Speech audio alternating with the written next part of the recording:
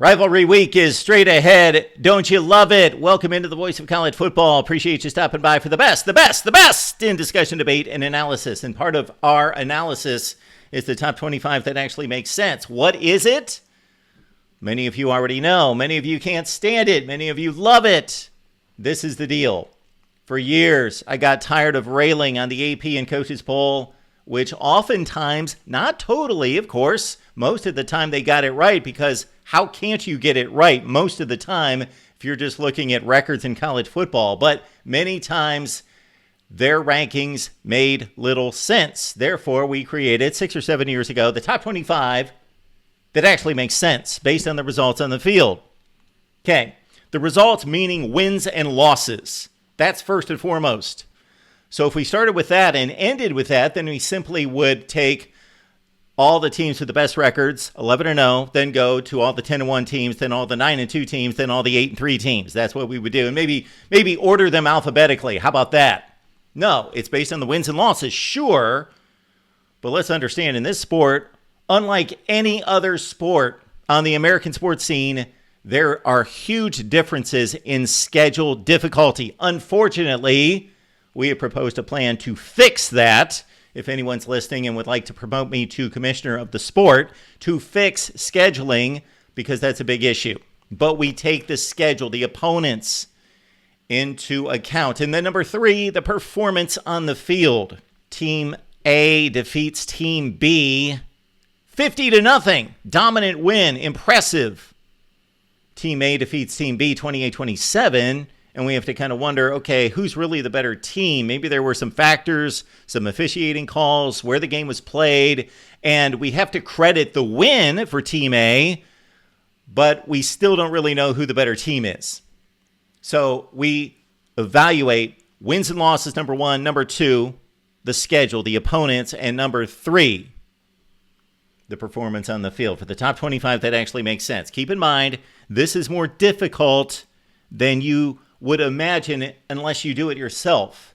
Keep this in mind. We've got 3 undefeated teams. We have 5 one-loss teams in the Power 4. We have 7 total. We have 9 two-loss teams in the Power Conferences. We have 13 total two-loss teams. We have 10 teams in the Power 4 that have 8-3 records, and 16 total 8-3 teams. And then we've started to look at the 4-loss teams because they're 7-4 right now. And if they've really played well against top-notch competition and their resume confirms it, their resume gives evidence to them being a really quality team, then they get consideration to the top 25 that actually makes sense. 9 teams are 7-4 in the Power Conferences and 21 overall, which is basically the best teams in the group of 5 that got beaten down during the non-conference against the Power Conference teams, have 7-4 records. So that is 60 teams under consideration, 36 of them in the Power Conferences that are either 7-4, 8-3, 9-2, 10-1, or 11-0. So I invite you to deliver your own top 25 that makes sense to you. This is not perfect in any way. I have never stated that this is the perfect top 25. It's the best one. It's the best one on the market because it actually makes sense. It's consistent, and it is as unbiased as possible. And again, it just makes sense, and it doesn't contradict itself. So let's get to the top 25 that actually makes sense, considering what I just stated. There are all sorts of teams out there that are this close to being in the top 25. And let's also understand something I preach just about every week. There's nothing magical about the number 25. Understand that since the beginning of time, well, in college football, the AP went with a top 20 in 1936. Then they went to a top 25, right? No, they actually peeled it back to a top 10 in the 1960s, and then back to a top 20. And then in 1989, I know that the USA Today went to a top 25. Why? To sell more papers. You got more fan bases involved that either say that we're number 21, 22, 23, 24, 25, or we should be. To sell more papers, they expanded to the top 25. All right. Every team should be ranked. That's what I believe. There's nothing magical about 25. Team number 26, whether that's Washington or Illinois or Houston or somebody else, is probably just as good as those teams. So, anyway, we will stay with the 25, but maybe I'll blow people's minds next year and do like the top 37 that actually makes sense, or change it every week. Or again, if we got the resources and the time, every team in college football should be ranked.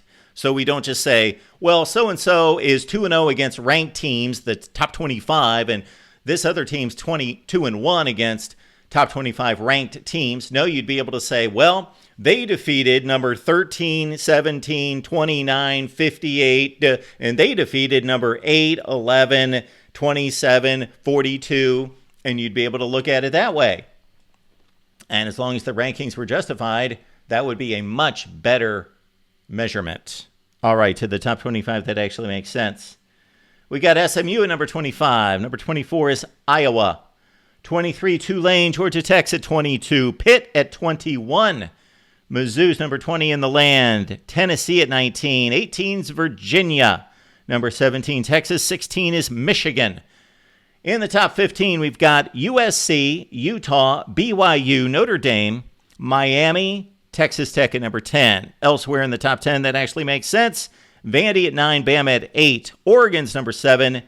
Number 6 is Oklahoma in the top 5. Ole Miss, Georgia at 4. Texas A&M at 3. Indiana, number 2. And the Ohio State Buckeyes are number 1. That's the top 25 that actually makes sense. Lock it in here at the Voice of College Football during Rivalry Week. You can catch me personally on the Iowa Live Show, 5 p.m. Eastern Time on the Hawkeyes channel against Nebraska. Of course, that's the rivalry there. We got the Florida State show coming up this week. TBD. Also, Miami Live with me and Cam Underwood. That's coming up Wednesday at 7 p.m. Eastern Time with the Canes looking for a at-large spot. They're taking on Pitt. Very interesting game this weekend as well. Steve Dace joins us live, 6:30 Eastern on Tuesday. So try to gather all that.